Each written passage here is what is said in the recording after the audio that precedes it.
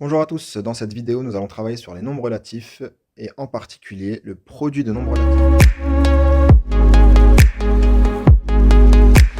Je vous propose ici deux exercices.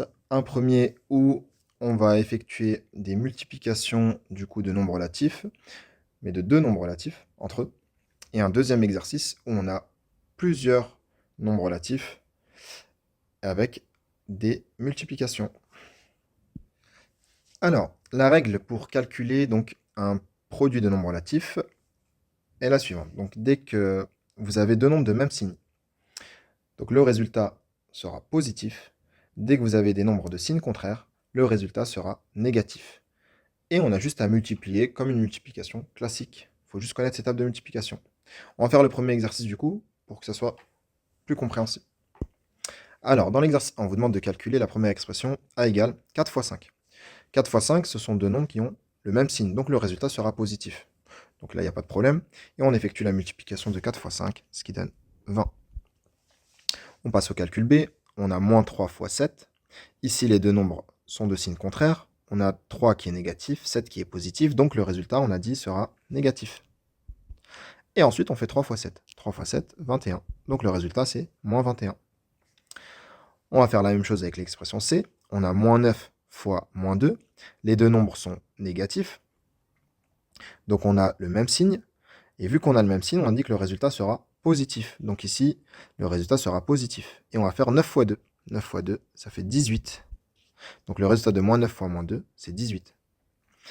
Dernier calcul, on a 8 fois moins 1. Donc ici, 8 est positif, 1 est négatif. Les deux nombres n'ont pas le même signe, ils sont donc de signes contraires. Le résultat sera donc négatif. Donc je mets un moins. Et ensuite, j'ai plus qu'à faire ma multiplication. 8 fois 1, ça fait 8. Donc le résultat, c'est moins 8. On passe maintenant à l'exercice 2, qui est calculer les expressions suivantes. Cette fois-ci, on a plusieurs facteurs, d'accord? On n'a plus que deux nombres, mais on en a plusieurs. Par exemple, dans l'expression E, on a moins 1 fois 2 fois moins 2 fois 1 fois moins 3. La F, on a plusieurs moins 1 ici. On a moins 1 fois moins 1 fois moins 1 fois moins 1 fois moins 1 fois moins 1. Alors, comment on va faire? Ici, il faut se rappeler d'une règle. Il faut se rappeler de la règle des signes, qui est la suivante. Ici, on va faire attention au nombre de facteurs négatifs. Si le nombre de facteurs négatifs est pair, alors le résultat sera positif. Si le nombre de facteurs négatifs est impair, alors le résultat sera négatif. Si on va maintenant dans l'expression E ici de notre premier calcul, on a moins 1 fois moins 2 fois moins 2, pardon, moins 1 fois 2 fois moins 2 fois 1 fois moins 3. Les facteurs négatifs sont moins 1, moins 2 et moins 3. On a donc trois facteurs négatifs. 3 étant impair, cela veut dire que le résultat sera négatif, forcément. Et ensuite, on fait abstraction de ces signes, et on va faire comme si c'était que des nombres positifs, et multiplier entre eux. On va faire 1 fois 2, ça fait 2. 2 fois 2, 4. 4 fois 1, 4. Et 4 fois 3, 12. Donc le résultat est moins 12. On passe maintenant au calcul suivant.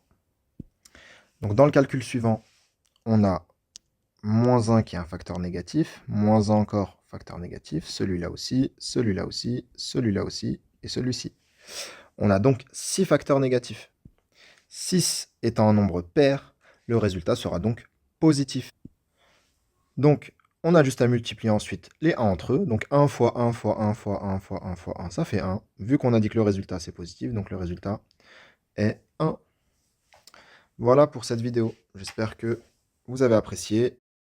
Pour encore plus de maths, n'hésite pas à t'abonner à la chaîne, à voir d'autres vidéos et à visiter le site formamath.fr.